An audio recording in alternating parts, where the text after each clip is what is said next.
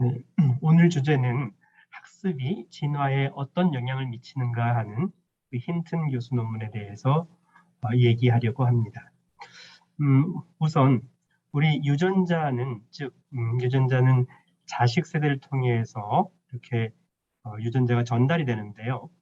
획득 형질, 즉 어떤 개체가 살아있는 동안에 획득한 형질, 즉 유전자하고 무관한 부분은 유전자에 영향을 끼치지 않는다라는 게 정식 팩트라고 할 수 있죠. 근데 이에 비해서 이제 볼든 이펙트라고 하는 것은 학습하는 유기체들이 비학습하는 유기체들보다 훨씬 더 빨리 진화한다라는 그런 볼든 가설이 있습니다. 그러면 이 볼든 가설을 증명한 내용이 이제 힌튼 교수의 논문이 되겠고요. 그럼 우선 이제 우리 유전형과 표현형에 대해서 알고 있는 게 좋을 것 같은데요. 유전형이라고 하는 것은 이 유전자입니다. 이런 쌍방형 나선 형태로 꼬아져 있는 이런 유전자들이 실제 실세계에서 표현되는 게 표현형이 되겠고요. 이 표현형은 그 특성을 표현하는 것이죠.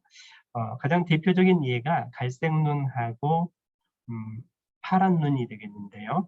갈색 눈의 유전자는 라지 B 둘로 이루어진 경우도 있고 라지 B 스몰 b로 된 경우도 갈색 눈을 표현형으로 표현이 됩니다.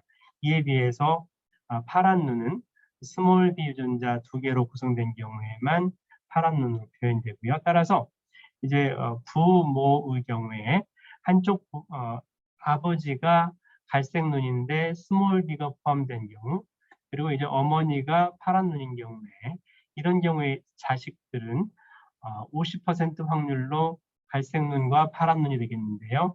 이 갈색 눈인 자녀들은 둘 다 이제 스몰 b가 포함된 갈색 눈이 되겠습니다.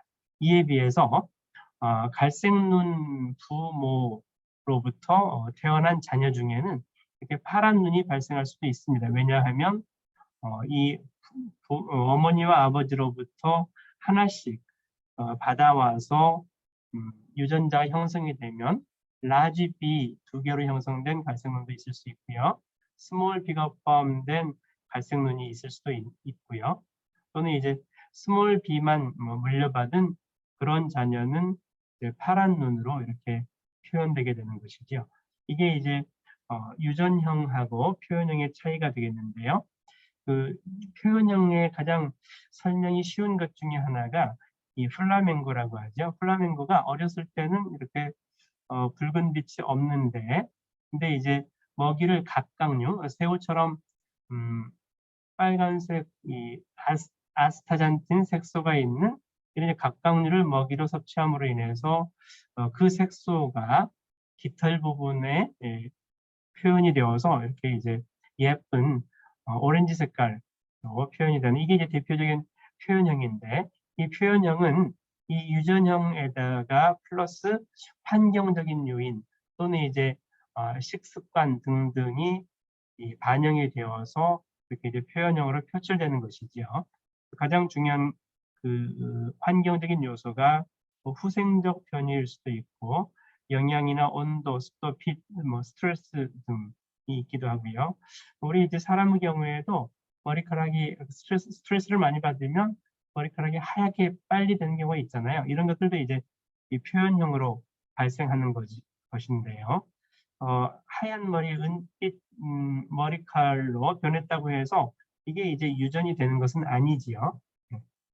그래서 이제 표현형과 그 유전형이 다르다는 것을 알고 있어야 되고요. 그러면 우리가 이렇게 사람의 경우에 인간 체형이 이렇게 진화를 해 나가는데, 이게 이제 부모 유전자로부터 자식으로 그대로 이제 복사되는 게 아니라 유전자의 변이가 일어나기 때문에 점점 더 한쪽 방향으로 진화하는 이런 모습을 보이고 있죠. 그래서 어떤 사람의 경우에는 10만 년 후에 우리 사람의 얼굴은 이렇게 눈이 커지고 머리도 커지고 이런 형태로 진화하지 않을까라고 이렇게 얘기하는 사람들도 있지요.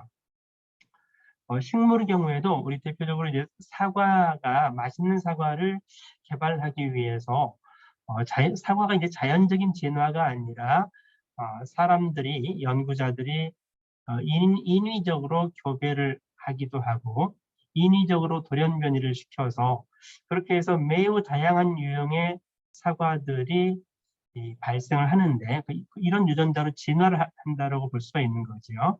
그런데 우리가 이 모든 사과를 전부 다 먹진 않거든요. 또 재배하지도 않거든요.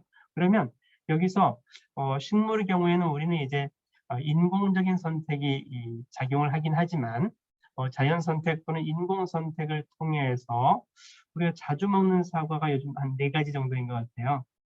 홍로라든지 뭐 부사라든지 이렇게 자주 먹는 사과들은 이쪽 방향으로 계속 진화를 하게 되는 거고 그렇지 않고 맛이 없다고 해야 될까요? 인기가 없는 그런 사과들은 도태가 되는 즉 이렇게 이제 교배나 돌연변이 또는 이런 것들을 통해서 한쪽 방향으로 진화를 빨리 시키는 이런 경우가 있는데요. 그러면 이제 사람의 경우에도 비슷한 거라고 볼 수가 있는데요. 무슨 얘기냐면 우리가 이제 진화를 할 때는 유전자의 형태가 매우 다양하게 발현을 하고 있습니다. 지금 무슨 얘기냐면 개체수가 우리 사람 경우에는 조금 예를 들기 어렵지만 곤충이라든지 덜 발달된 생물일수록 개체수가 급격하게 변화하잖아요. 개미라든지 뭐 등등 곤충이라든지 이런 경우에 그러면 그 매우 많은 개체들이 이 자식 세대로 발현하면서 그러면서 교배하고 돌연변이를 통해서 다양한 형태의 유전자가 새로 탄생을 하게 되는 거죠. 그러면 그 매우 다양한 형태의 유전자 중에서 생존력이 뛰어난 개체, 즉 이제 먹이 확보가 잘 되고 건강하게 오래 살고 뭐 전투력이 뛰어난 동물들 이런 유전자를 타고난 개체들은 진화에 매우 유리한 거고요. 그에 비해서 생존력이 뛰어나지 않은 그런 개체들은 이제 도태하기 때문에 그래서 이제 이렇게 이제 생존력이 뛰어난 개체들이 더 진화를 빨리 하게 된다는 특성을 가지고 있죠. 그러면 이 과정에서 학습이라는 것은 어떻게 작용을 하느냐? 이 진화 탐색 공간의 크기와 모양을 변화시키는 거죠. 즉 생존력이 뛰어난 개체, 학습에 의해서 능력이 뛰어난 개체들은 자녀들을 많이 번성하게 되고요. 그렇지 않은 개체들은 자녀들을 적어서 자연 선택 확률이 낮아지는 것이지.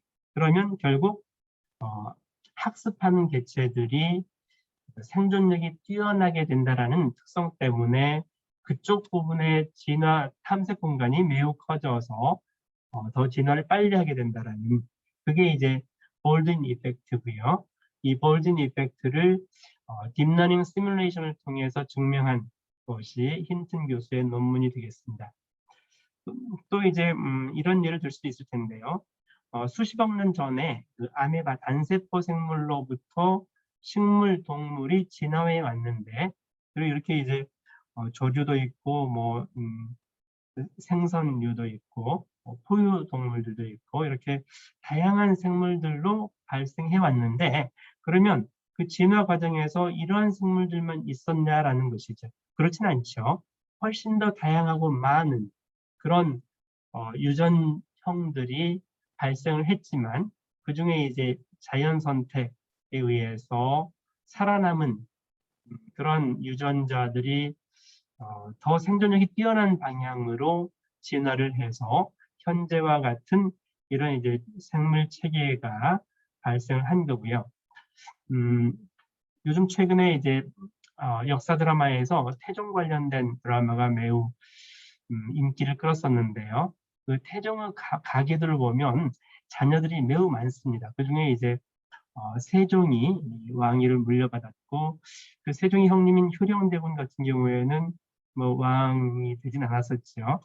그러면 이제 세종의 경우에는 또 이제 이렇게 보시면 뭐 왕비도 여럿이지만 그 왕자와 공주를 여럿을 두어서 매우 번창한 그런 가계를 꾸리게 되고요.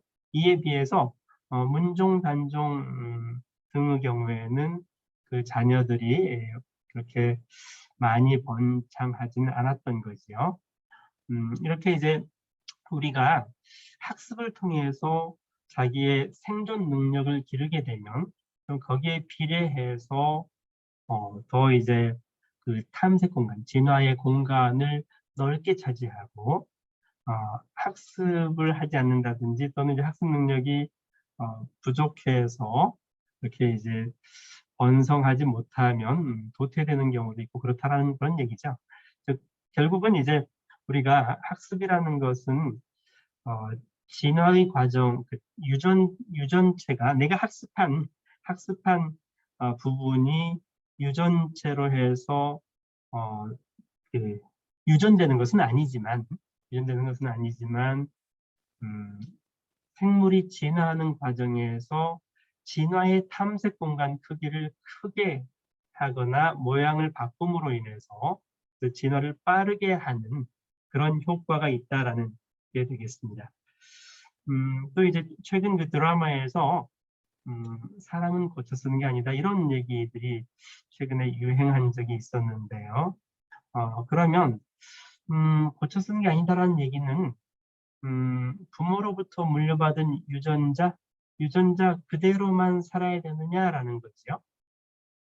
그랬을 경우하고 타고난 유전자도 있지만 환경이라든지 학습 노력에 의해서 본인의 능력을 더 키워서 이렇게 생활하는 경우에 그게 이제 우리 자손들한테 유전자 자체를 이렇게 그대로 물려주는 것은 아니지만 뭐 자손이 많게 되면 그러면 이제 그쪽 진화 공간이 탐색 공간이 커져서 그쪽 방향으로 진화를 더 잘할 수 있다라는 그런 의미가 되겠습니다. 예, 질문 중에서 타고난 학습 능력이 있는 개체가 학습을 통해 더 빨리 진화하는가? 뭐 그렇다고 볼 수 있겠죠. 그렇다면 선천적으로 학습 능력이 있는 것을 전제 조건으로 하고 있는가? 그건 그렇지 않다고 볼 수 있습니다. 즉 무슨 얘기냐면 타고난 학습 능력이 비슷한 A, B가 있다고 할 때 A는 학습에 게을리했고 B는 학습에 더 열심히 노력을 했을 경우에 그런 경우에 생존 능력 또는 이제 그쪽 가계의 번창 어쩌면 학습에 의해서 경제적인 능력을 키움으로 인해서 뭐 자손들을 더 잘 가르치고 자손들이 더 능력 있는 그런 자기 그 재능을 발휘할 수 있도록 함으로 해서 그쪽 그 진화 공간은 더 커질 수 있는 것이고요. 동일한 유전자를 타고났다고 하더라도 그렇지 않고 노력하지 않고 공부하지 않고 경제적으로 매우 궁핍하게 살았다면 그쪽 그 탐색 공간은 작아질 수 있다라는 것이지요.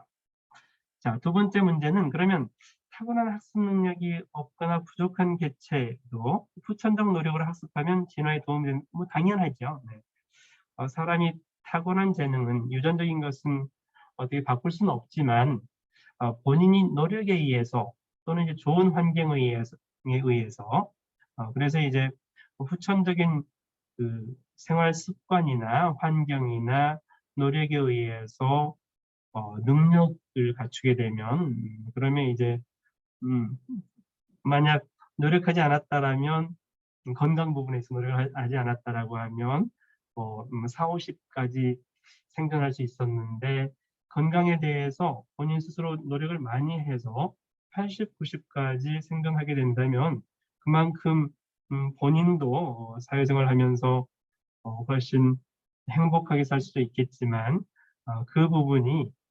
자녀들한테도 그 환경이나 생활 습관 같은 것들이 유전은 아니죠. 유전은 아니지만 그 큰 영향을 끼쳐서 그 자녀들도 뭐 건강에 대해서 더 많이 노력을 하고 먹는 것도 더 이제 영양가 있는 그런 부분으로 먹고 해서 그쪽 어 부분들이 더 계속해서 행복하게 잘 살 수 있는 이런 영향을 크게 미친다라고 볼 수 있겠죠.